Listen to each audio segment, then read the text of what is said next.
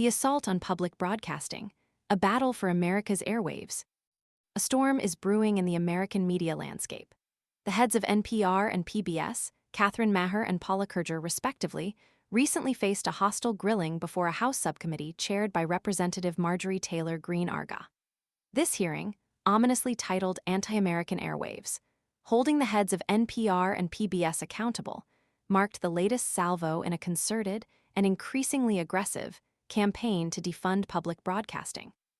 The attacks aren't isolated incidents. They represent a broader, coordinated effort fueled by partisan politics and powerful figures. Representative Greene, leading a subcommittee focused on delivering on government efficiency, framed NPR and PBS as radical left-wing echo chambers, even going so far as to accuse NPR of harboring a communist agenda.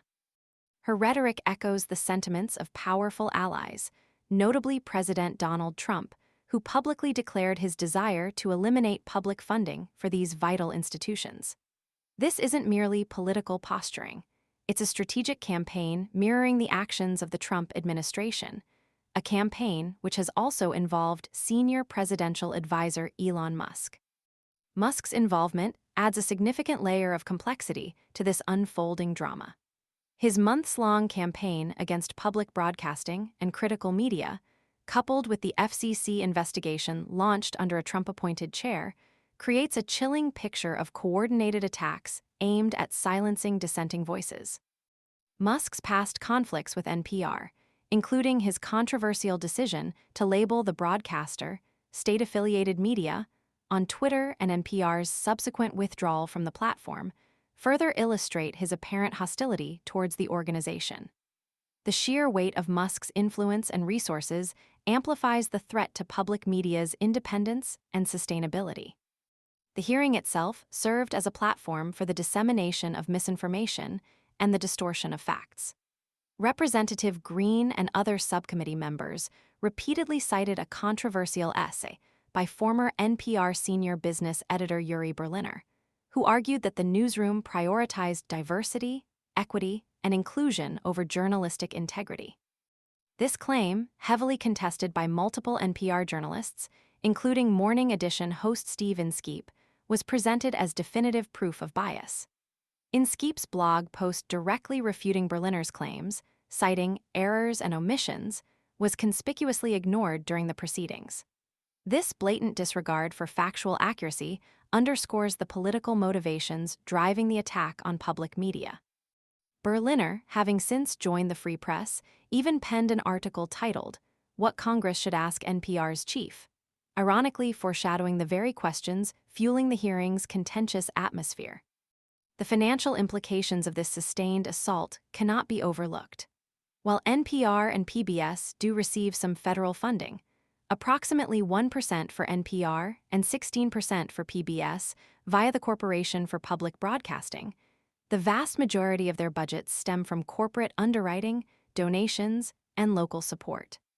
Critically, over 70% of the CPB's funding goes directly to local public radio and television stations, making this federal support crucial for maintaining their operations.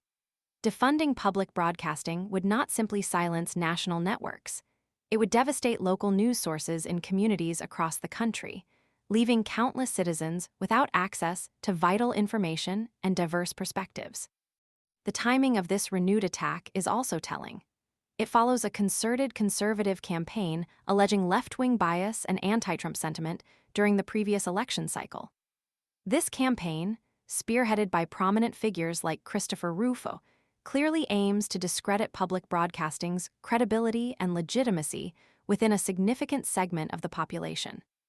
The tactics employed, cherry-picking isolated incidents, amplifying false narratives, and leveraging the influence of powerful figures, illustrate a deliberate effort to undermine public trust and justify defunding. In their opening statements, Maher and Kerger presented compelling counterarguments, citing public opinion surveys that demonstrate widespread support for NPR and PBS programming. They emphasized their commitment to providing diverse and balanced content, serving the needs of a broad and varied audience.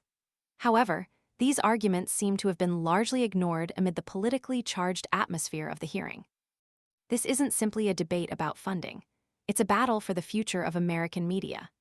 The assault on NPR and PBS represents a larger threat to the principles of journalistic integrity, independent reporting, and the public's right to access diverse and reliable information. The coordinated effort to undermine public broadcasting demands a robust response from those who value an informed citizenry and a free press. The stakes are high, and the consequences of silencing these vital voices could be far-reaching and deeply damaging to American democracy.